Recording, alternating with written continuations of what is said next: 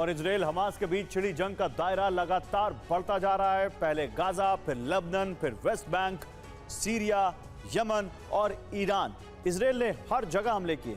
हालांकि इन हमलों से किसी को कोई फर्क नहीं पड़ा, लेकिन जैसे ही कतर की राजधानी दोहा में इजरायली बारूद गिरा, अरब रीजन का पूरा समीकरण बदल गया। कूटनीतिक और रणनीतिक मोर्चे पर इजराइल घिर गया। कैसे, इस रिपोर्ट में देखिए।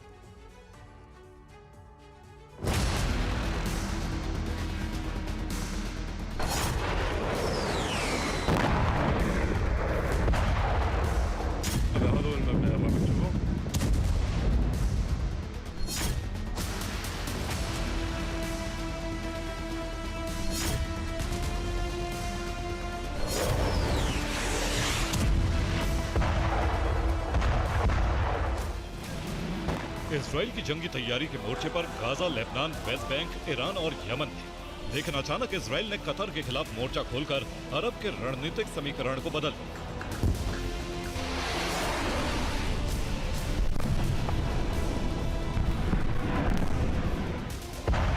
दोहा पर किए गए अटैक को लेकर इजराइल का दावा है कि टारगेट हमास के लीडर, लेकिन नेतन्याहू ने इसी हमले से अरब में संग्राम की नींव रख दी।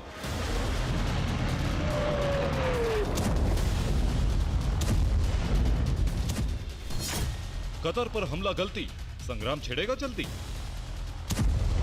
दरअसल कतर पर हमले के बाद बनी स्थिति में अरब के ज्यादातर देशों ने इजराइल का विरोध किया, हमले को क्षेत्रीय अखंडता के खिलाफ बताया।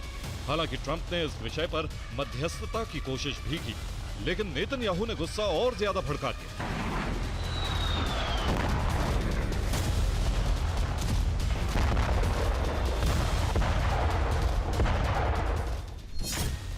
नेतन्याहू ने पोस्ट लिखी कि हमास के सरगना कतर में रह रहे हैं, उन्हें गाजा के लोगों की परवाह नहीं, वो युद्ध अंतहीन बनाने की कोशिश में।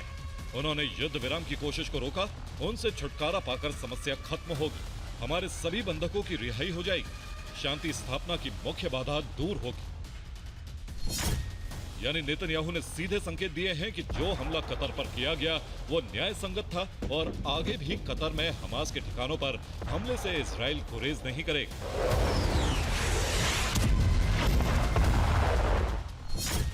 दरअसल ये पोस्ट नहीं है, बल्कि एक तरह की धमकी। लेकिन एक अटैक से बदले समीकरण के बीच दोबारा हमला हुआ तो क्या होगा? जवाब सीधा नहीं।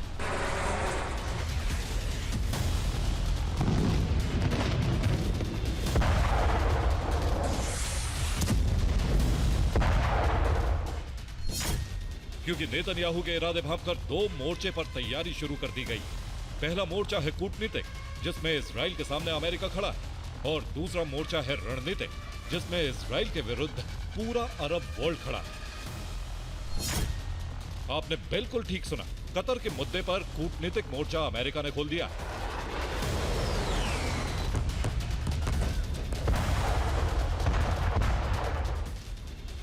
ट्रंप ने कतर हमले पर नाराजगी भी जाहिर कर दी। इसीलिए ट्रंप के दूत स्टीव विटकॉफ इजराइल पहुंच चुके हैं, जिन्होंने ट्रंप की नाराजगी की सूचना इजराइल को दे दी।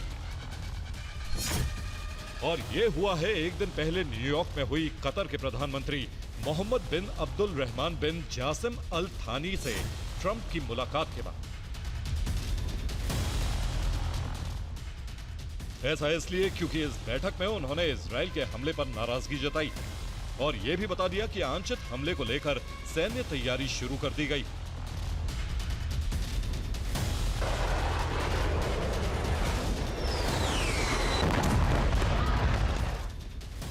यानी ट्रंप के लिए कतर और इजराइल के बीच टकराव संकट खड़ा कर सकता है। इसीलिए ट्रंप ने तुरंत एक्शन ले लिया।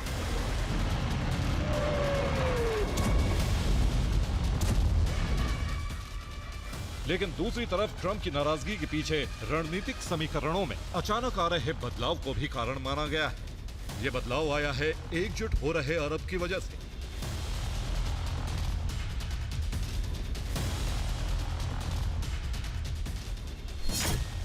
इजरायली हमले के बाद इस्लामिक देशों ने दोहा में एक सम्मेलन किया है। इस सम्मेलन में इजराइल के हमले की सभी ने मिलकर निंदा की और सुरक्षा के लिए इस्लामिक देशों को एकजुट होने का प्रस्ताव भी रखा।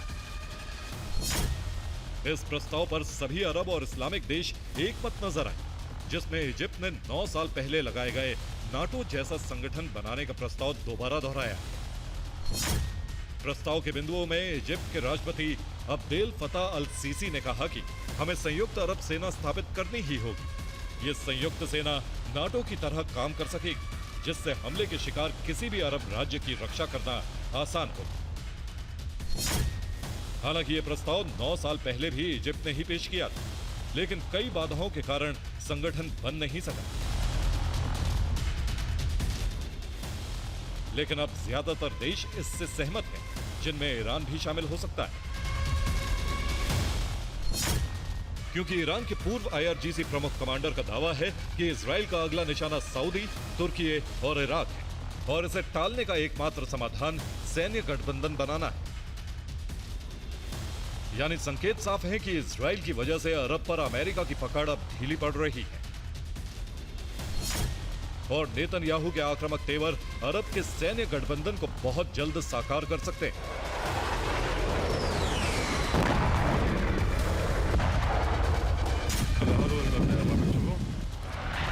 अब अगर ये सैन्य गठबंधन साकार हुआ तो फिर कतर पर हमला अरब के विनाश का मुख्य कारण बन जाएगा। Bureau report, TV9 Bharat.